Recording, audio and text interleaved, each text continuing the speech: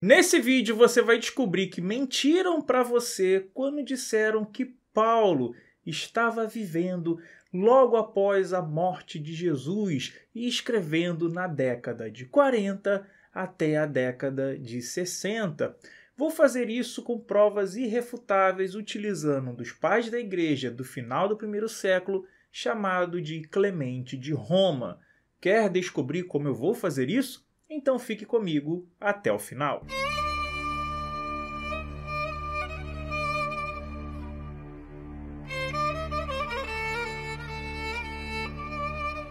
Para você que não me conhece, meu nome é Antônio Miranda, eu sou um especialista em teologia reversa e sem mais delongas, eu quero lhe convidar para acompanhar comigo um texto da Epístola aos Coríntios de Clemente de Roma, conhecida como Primeira Clemente.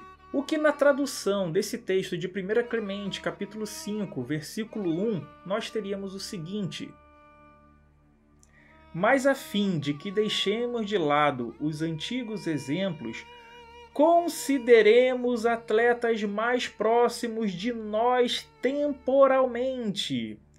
Temos os valorosos exemplos de nossa geração. O crédito da tradução fica para um especialista em grego chamado Francisco Emanuel, que é um grande amigo e que ajudou a corroborar, junto com o nosso amigo Francis Farago, boa parte das informações contidas nesse vídeo. Então, muito obrigado ao Francisco Emanuel pela tradução. E como você viu na tradução do grego, nós podemos observar que Clemente está colocando Pedro e Paulo dentro de sua temporalidade. Observe comigo o restante do texto. Por ciúmes e inveja foram perseguidos e lutaram até a morte as nossas colunas mais elevadas e retas.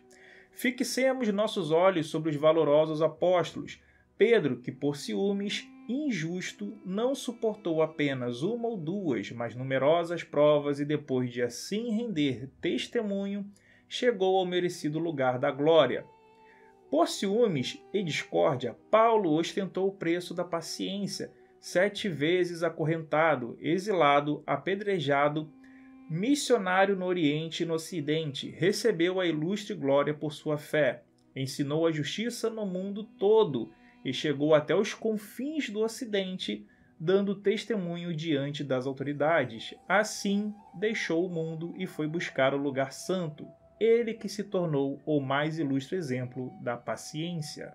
Então, no contexto imediato de Clemente, Paulo e Pedro estão ali situados em seu tempo. Se você ainda não acredita que as primeiras comunidades colocavam Clemente, Pedro e Paulo na mesma temporalidade, acompanhe comigo uma prova deixada no livro 7, capítulo 8, de reconhecimento. Então disse Pedro: não há então ninguém de sua família sobrevivendo? Eu respondi: de fato, existem muitos homens poderosos vindos da linhagem de César, pois o próprio César deu uma esposa a meu pai como sendo seu parente e educado junto com ele e deu uma família convenientemente nobre. Essa mesma história se repete em Homilia 12, capítulo 8, em Histórias de Família. É a mesma história que se repete lá. O que é interessante nesse episódio, além de notar a presença de Pedro, é que Clemente ele está dizendo que pertence à família de César. E sim, haviam cristãos no Palácio Imperial de César, e eu posso provar isso para vocês utilizando o pai da igreja Irineu de Lyon. Acompanhem comigo. Qual dos fiéis que estão no Palácio Imperial não tira dos objetos de César os que lhe são necessários para o próprio uso e não distribui conforme as suas possibilidades aos que precisam? Essa informação você pode acompanhar em Irineu de Lyon contra as heresias, denúncia e refutação da falsa gnose. Segunda edição pela editora Paulus, livro 4, capítulo 30.1. Dentre as epístolas atribuídas a Paulo, Filipenses é certamente considerada por muitos aquela que recebe menos edições. Então, dentro dessa epístola, nós recebemos no capítulo 4 a informação de que também existem cristãos vivendo dentro do Palácio Imperial de César. Acompanhe comigo. Filipenses 4:22 nós temos: todos os santos vos saúdam, mas principalmente os que são da casa de César, o que no grego traria a expressão Kaisaros Oikias. Você pode lembrar que essa expressão Kaisar, ou Czar, é utilizado pelos russos depois para nomear os seus imperadores, os seus regentes. Isso acontece porque o nome César ficou tão grande que ele acabou virando título para regente, para reis posteriores. E qual César seria esse a qual Paulo está se referindo? Ainda no capítulo 4, só que dessa vez no versículo 3 da Epístola de Filipenses, você vai encontrar o seguinte: E peço-te também a ti, meu verdadeiro companheiro, que ajude essas mulheres que trabalharam comigo no Evangelho, e com Clemente e com os outros cooperadores cujos nomes estão no livro da vida. Com essa informação em mente, temos que identificar quem é esse Clemente a qual Paulo está se referindo. Em História Eclesiástica, Eusébio de Cesareia, no livro 3, do 13 ao 16, ele vai nos contar o seguinte: depois do imperador Vespasiano, durante 10 anos, sucedeu como imperador o seu filho Tito, no 2º ano de seu reinado.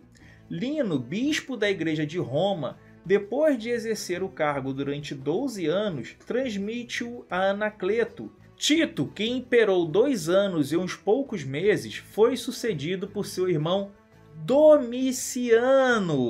No 12º ano do mesmo reinado, ou seja, no ano de 93 da Era Comum, Clemente sucede Anacleto, que havia sido bispo da igreja de Roma durante 12 anos. Agora preste atenção nessa informação que Eusébio vai trazer para a gente. O apóstolo, que está se referindo a Paulo, em sua carta aos Filipenses, faz saber a estes que Clemente era colaborador seu, dizendo: com Clemente também e os demais colaboradores meus, cujos nomes estão no livro da vida. O outro detalhe é que a Epístola de Clemente aos Coríntios enfrenta a mesma demanda que a Epístola de Paulo aos Coríntios enfrenta em relação à revolta que estava ocorrendo naquele local. E Eusébio reforça que Egésipo confirmou esse fato. Acompanhe comigo. E Egésipo é testemunha suficiente de que no tempo indicado houve a sedição de Corinto. Dessa maneira, com uma correta crítica textual, nós podemos evidenciar pelas mais diversas fontes, com evidências internas e evidências externas, de que Paulo estava após 70 convivendo num período conjunto a Clemente de Roma. Afinal de contas, como Paulo poderia fazer uma profecia historicizada como ele faz em 1 Tessalonicenses capítulo 2, versículo 16, sobre a destruição do templo, ou como ele também o faz em Romanos capítulo 11. Dessa forma, dizer que Paulo viveu e escreveu somente na década de 40 até a década de 60 não passa de um engodo para lhe vender gato por lebre. Então, muito cuidado com as informações que você obtém sem as devidas evidências, como eu fiz aqui para você, pois podem querer estar lhe vendendo uma informação incorreta. Se você gostou do vídeo, considere deixar o seu like, deixe um comentário para que eu possa ver a sua opinião. Considere acompanhar os vídeos que estão aparecendo como sugestão para você e também se inscrever no canal e apoiar todo esse trabalho. Um grande abraço, valeu, falou, fui! Tchau, tchau, tamo junto!